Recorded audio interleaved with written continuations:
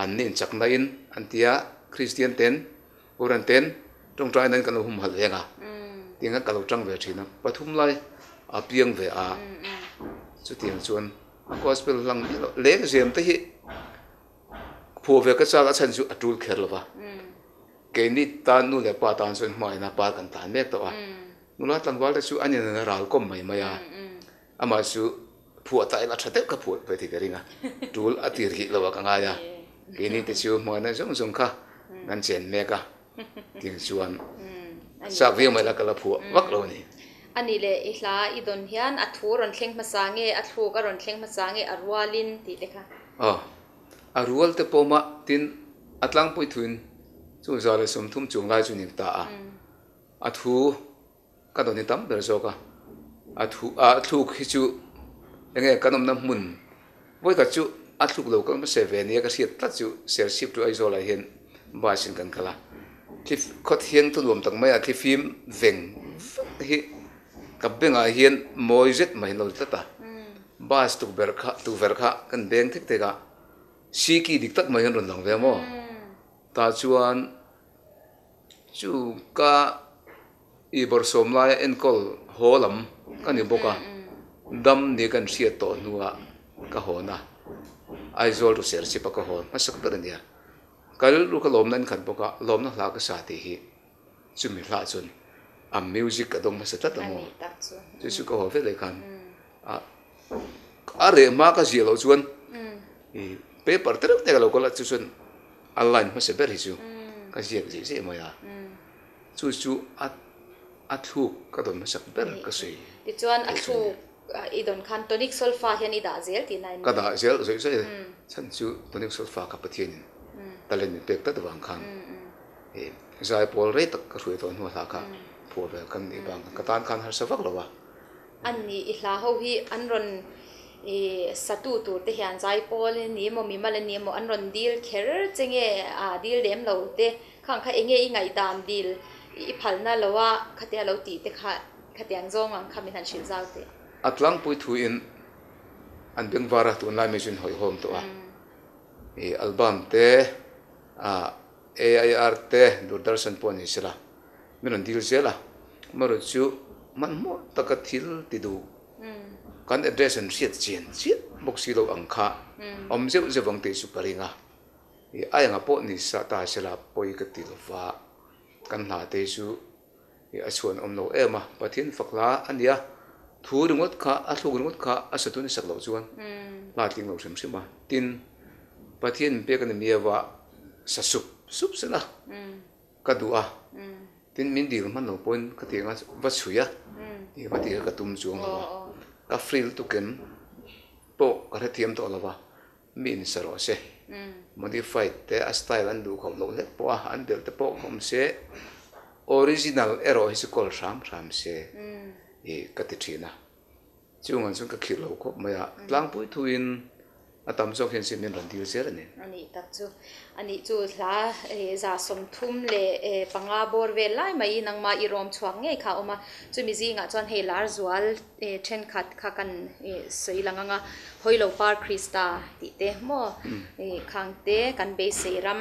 krista ril ru lalpai tel lo chuan lali suwa ka nei mithiang hlim te len na thi na lui lali suwa nge baraba ti te khang ho kha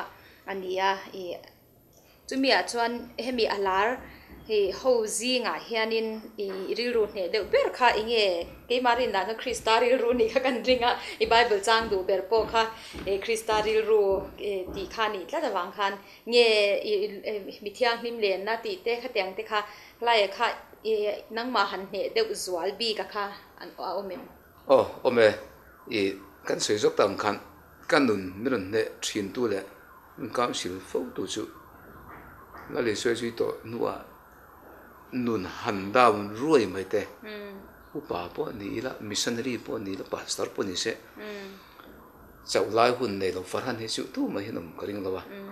kanun chau lai taka pathian min ti haran tur min pek ani meu wang khan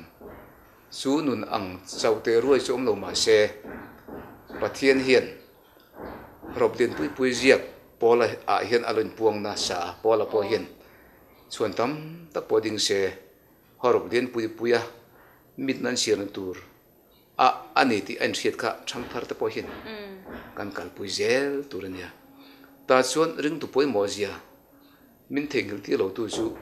bible chang le kha la kha de thina mo Kristari ru ti kha ni mi ten min chiar ti kha ma ne thin pakatin mi ten min chiar ti trong kam eren ser so ke chu ka amen ve atia ke po khan chu pola trong kam bok chu kan copy lo thela ba bible thu chu kholai po tareng ma se min kan sui le top top pal mai thea kan line kan share ngur ngur lo mai the ma se mi ten an mu al sam ber chu upa ni angin pastor ni angin te na sang taka min ding tira pathian thu min zo tin kan sil bor bor man lo mai the ma se te na phung ma se ber chu kan hoi her hi mi tata chu su ke ma po hian mi ten mun chak fowa upati ro ma chu upa ni a upate na chu ama hian an te tling tur ani ti kha mi te min mu dan chu ni ma se ka tling lo fowa tling lo ma ila ka tum tur chu Christian mun mo chen chin ra kha mu se ka ti reng du phot chuan dar kar tinin mulom ma se kanun phung tam zo ka hian an muang chu su ke ma hian min phuang het ma chu sun kanun ati fim phur ta fe ka min veng tu pathian tharau thim zara hian mi te hian min mu piangin la le su mu se ka du ma se ka du tu sa mani a kanun na chak lo ti ka reng chu chu ka du tu sam per ne wang hian ka du tu sam ka au chu pu yang ha ne wang hian thil kal ton mu po ka ting lo fo wang ma se ka tin na ve eroi su Isu Krista a mi nan chir zel hian ke chu kan trong kam kau se pa ta po min vui the pathian tharau thim ke ruin hoi om ka du ber ka ti mol mol thina chu tianga ka du thana ni ti nom phot chuan ke ma in Krista an muang ti ka be se lat chu tiang chu ke ma in council na hane wang khan kanun na hin acham tata athuk te pe chu kala siam ji nga ka chun ber po ne lo ve ni mai sela ka du ber ti hian ka sui top thin athu le athu po hi ai me maya han sakhian mi mal ke mani kan in en na dar thalang ang hian kan in lalpa hian mangtlet mai ni he la hi mo kha hanin sit rum chunga Krista kan fel na Krista kan thiang hlim na Krista kan thiam chan na Krista kan tlin na ni chung sia he hla sak Krista ri ru sakhi anwam he maya ani lali suwa ka nei ti kha eng tinge kha hilai himin han chile lok te thian dum la le suwa ka nei no hian kong ka jim lam ka zo than lo ni ka do ral suana suma lo zinga ma se o ne na ju ka ta ni ti kha nia heng te hi soidon chuan dar ka tha soi tu ro mo ma se soi sen chin lo banga ani le hoi lo par Krista ti kha hoi lo par Krista hi ko thum kuma ka kala phu pa ni na de mo hei mizo ti bu hi mizo a ke ning rual to hian chuan mizo ti bu hi om rewani man la ke ning rual man la ti te chiemela khan chuan kan zir mana mo pial ral mythical kong ti hi sumi buate chun achap tarin om vera mo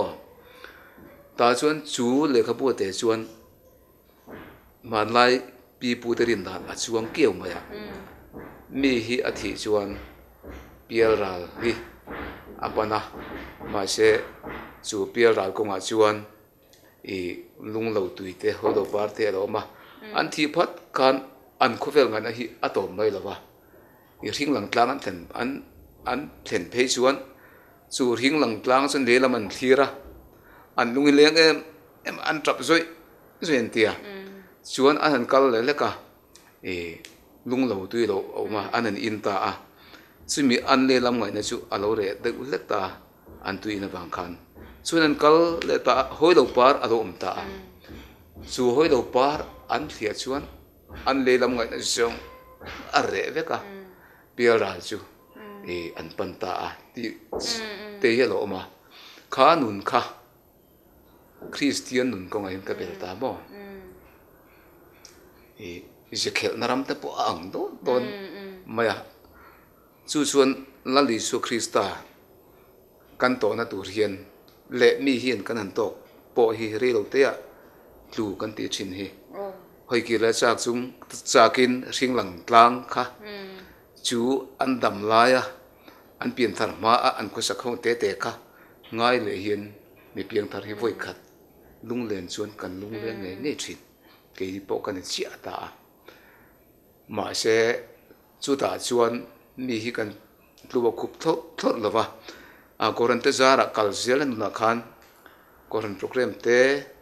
a liam tur te en kol na lama te koran alo beng wara ta sun kan nun khal ngil le ta a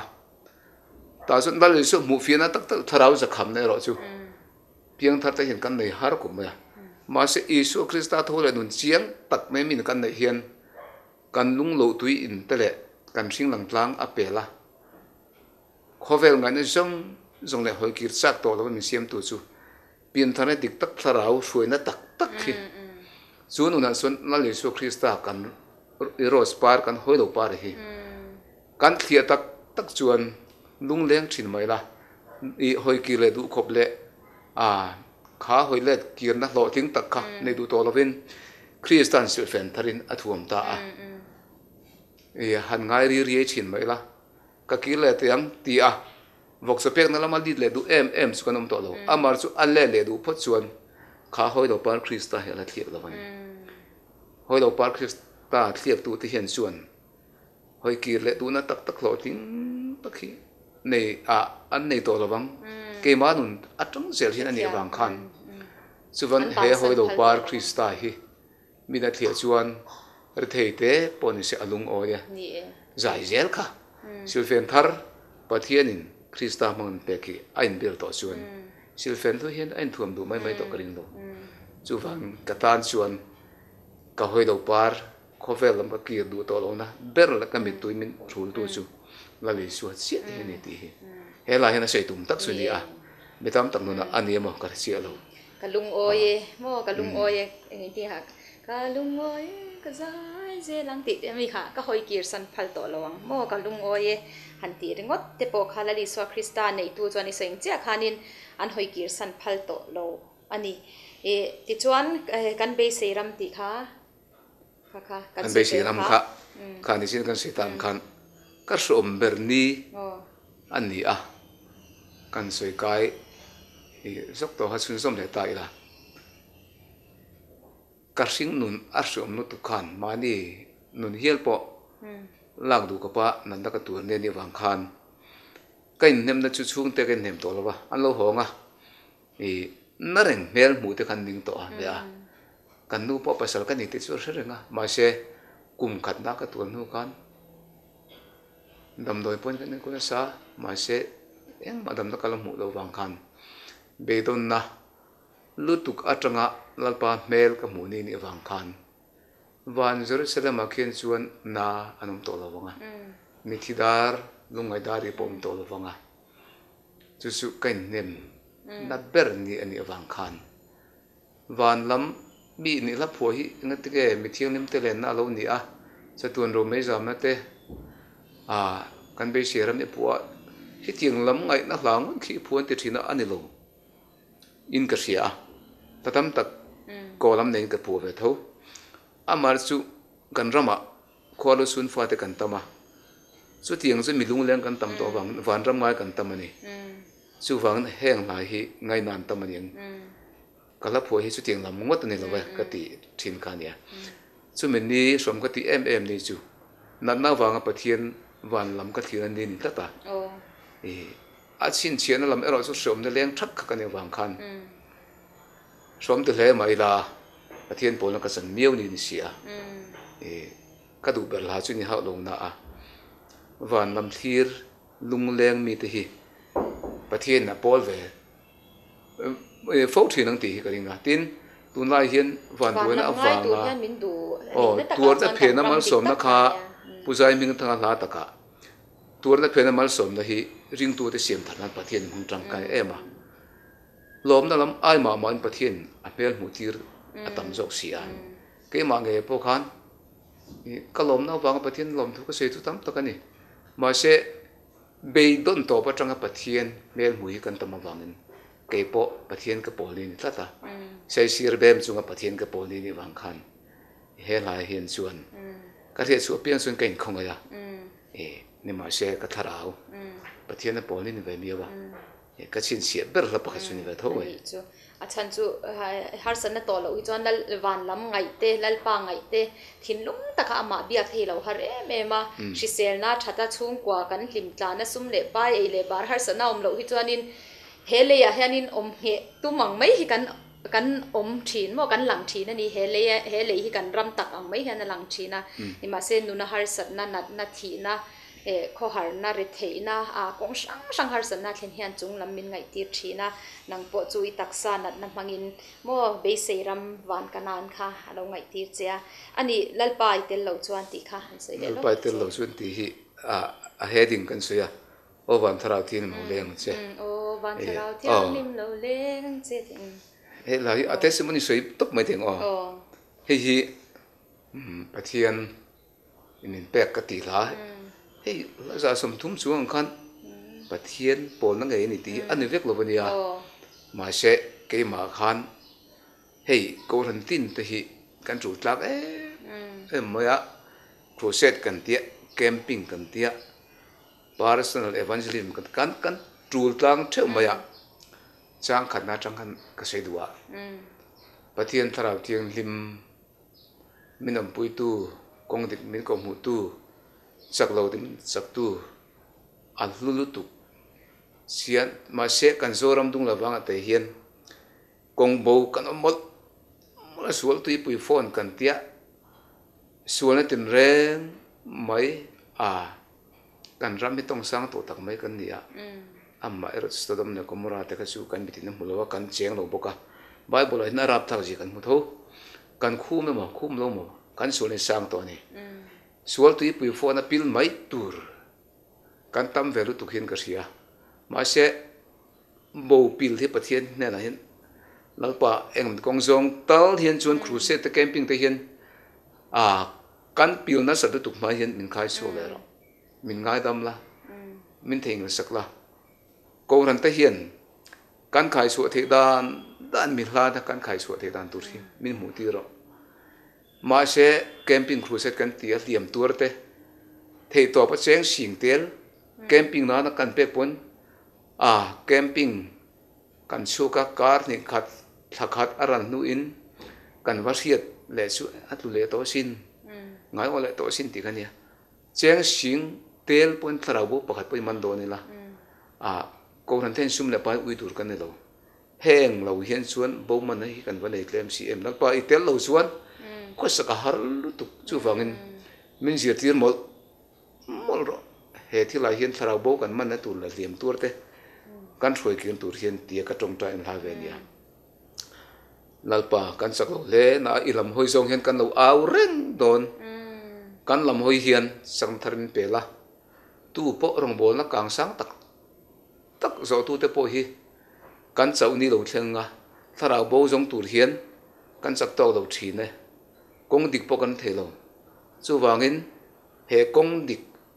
he tharau ria thiang lim throi lama akai throi na mi te kai throi tur hian ko ran rem sin te hi a sak to lo fo nang ro chuan kan rin mi ti war la chu tiang kong chu min ko mong se ti chuan nang ma ngai hian ko ran tin te kan ron thua kan ron aw zel don se tin itel lo chuan he ko velen sum ne pai tam tak ko ran ten in hun ur mai la chung ko te hian nei thin mai la nang in mal so ma iram ta na ni si lo chun om je ni tak tak lo chu phang nang ma chia hi kai nga na tur ko ran tin te pol sang po ni la nang ma hian ko ran tin te sum ne pai man dan tur te iram ro puin tur hian man dan te mi je ti ro ti la ani top ma ya ko shanti thokrim chin mai la nang mani du zo mi zir ti ro kong dike mo kan ti diklo si hi te in tia mo khatyang khanin in en fia na tur dar thalang bok khan ni re ni kristari ruang che khan lalpa min ti chak ro ti kha ai aro pui khop mai he la hi ke po min he tu tak zinga mi ni mi thiang hlim len na ti kha sei le lokang mi thiang lim te len na hi ko thum kum te pro develop piang khan ka sia he la hi tur ut na wang ka phu po ni sia la wa voi ka chu so lai i siam lama kan loi lai kan lai khan ni a helai hian presbytery antia isiam lampo khan pastor bial nga velin fin khom kha presbytery te vea sta chuan thiang lim na ti pui mang hian khom pui tur ria he la tu pui mang hian zai pol kan kal dong tho sia ka phu te ka ti vea ma se chu ti lai reng chuan kan ram solaya isiam lam kha ko han le mo kan phei khai rual sia lo na le in faksel na sep khatam ta mo o ko ran he chu thu pui te thiang lim na kan sir to na ma se le lam ko ran he chu kan in faksel ne thina kan in faksel na po hi kan lo thiang lim to chi lo wang ta po kha lo dia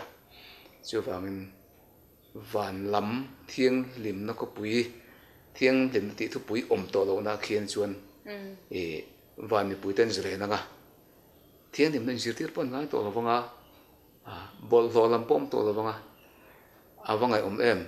ma se ke ni chu kan khom pui na po kan zir le anga le hen chuan ha sat buana ten min chi ma koran ta po suala wang kan tu le thina min chi na thina kan lo chaka kan tu kan thole kan lu ki ai zat nup mai thin khan sia thiang lim na ti tu pui nei to lo na van ram khi min thir ti le a kan be se ram ti ang deuh tho khan amar chu mi thiam te le nine chun thi lung sang khai takin har san na po ka nei lo wa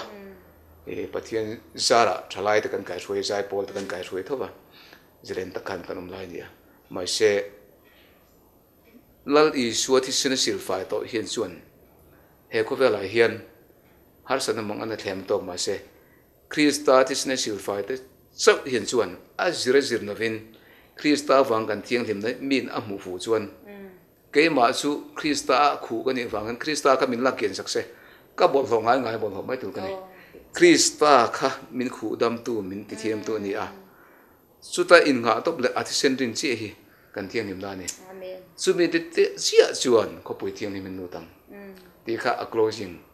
na kha ni a chu wang thiang lim na ram wana khian krista ti sena sil fai to te che ki anam khom nga chu mi alu thena a qualification chu krista ti sena sil fai to ho che ni ti kha karil ruwa mi a closing tur jok chu ni a khovel hi chu tuma kan fam kim no wangin sa kho rong bol tur pui tak te po an tluk ni kan thofo mai thiang lim na po injir ti rang kan ngai don alo ka le ni thlengin chu wangin van lam thiang lim na thu pui om to lo na khi ai zir to lo na khi pathianin min thir tira khi lam le hlam cho pol na la de wania tina kala khor le na te an sa tui ve ka thea a lo mo ve rolin ka tum ta ka chu khovel rom zia thiang lim na ti kan ma mo zia si le chu mia thiang lim na zir ngai lo pathianin kan ni min pek ero chu krista sia khato ka khami han in fo khom na lam na khania among trong ka du piang khan chuan christmas tu a po sa se ala in vek mai ka tia thakop mai ron sei min khoi chu khilam kyang min nei zir tir ngai to lo na han ti khalai kha chiang bi ram no ti sena sil fai vek kan han om kho manga thiang hin na ti te khatiang zir ngai to lo kan fam kim na tur kha khalai hun khamin ngai to tir min thlir tir ani le adang chu kan sei kai to lo mai anga hei tun lai atop na tan kan boruak kan ram boruak te thlir ka ringa harna ser chi ba te po an soin ka sia ti khan harna boruak in not van lai phai ti te kel kang ti te ti khan hun sang sanga thlenga kan ram swal na te po in atong sang me ma in tha na rak thak tak te pong swal te ruang char te sum le pai du awanga mo khe puam ti thlengin khatiang khan chi sang in min chi mani kha pathian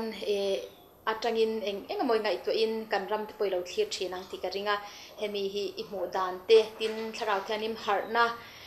enge nang ma a thlen dan te mo hi ilo mu dan te khala ya khamin han shit la ti chuanin kan itun tuma kain kom chu kan du to phot don nia ka soi chak pol tak ani chungin ka soi thiam lawanga ma se ka ngai dan min zol ve miwa hei ke chu tu na kan ram min nin ka thira ei har thar na tel lo hian mihring nun kan ram kan soi man ke mai hian upa kan ni a ka ti tur chu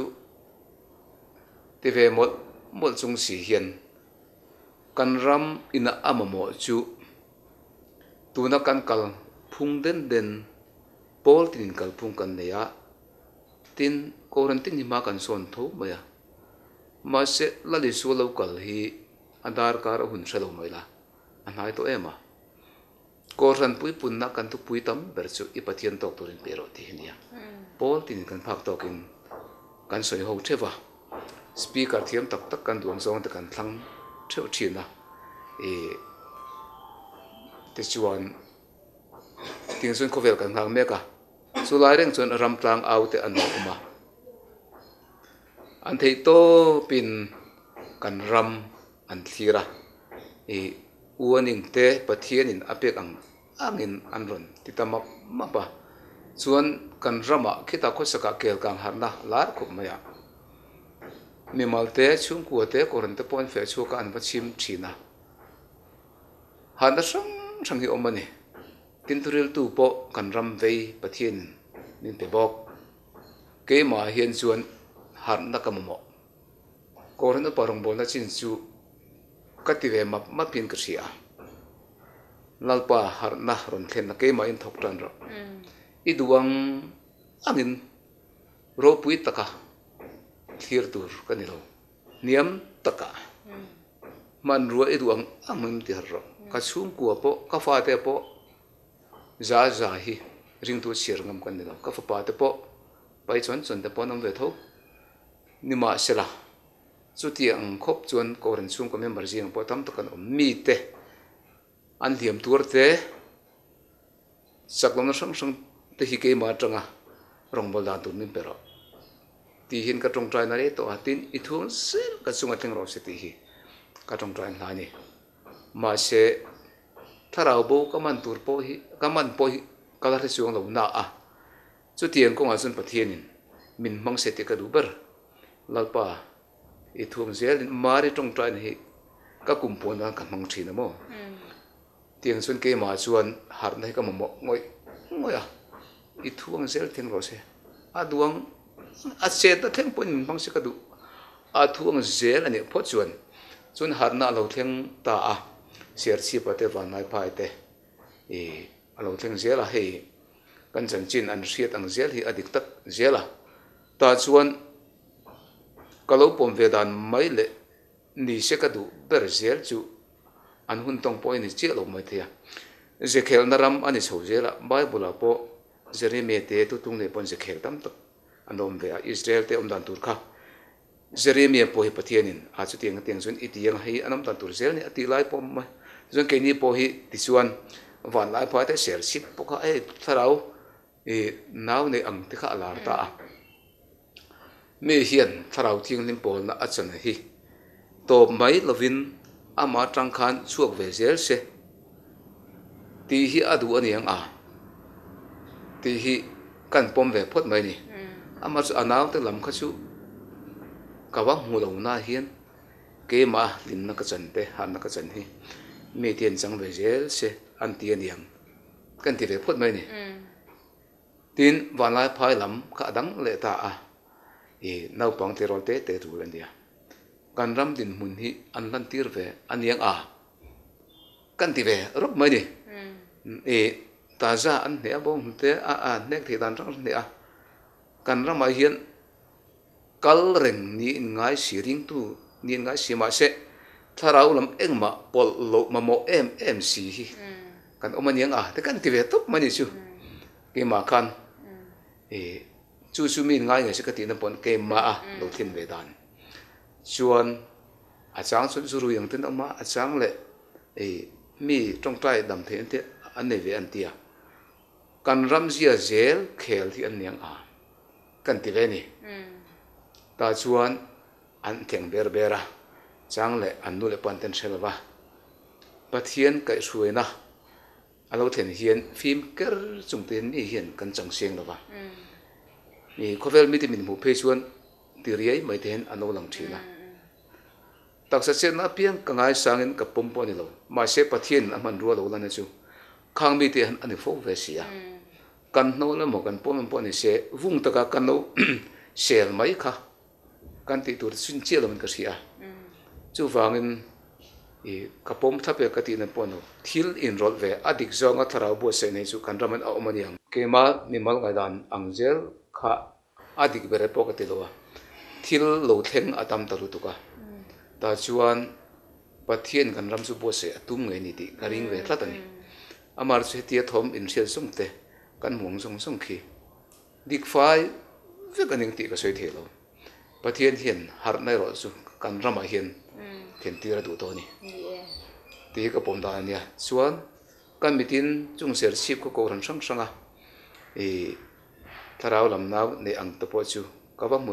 vek lo na in e mitam tangai dan po phir tin pathian na to tam po le khongai na tam po le e sual na to tam ve roma po kan mu thowa ka tiang khan pathian na to atam har na thlen po le hian king pui pa dia bol hian thil tam takran set ve po tu mang chu wangin kan chan chin an riat te kan muang po hi za za dik lo ma se pathian na to hi kan rama hian om do na ni ti ka pom ve mak tata chu wangin ngai dan po se tam lu tuk lo vila a kan sei sul pal te pom ve theya pathian hian ram min bo sayam ti hi karing ngat ta ni poni se heng zong zong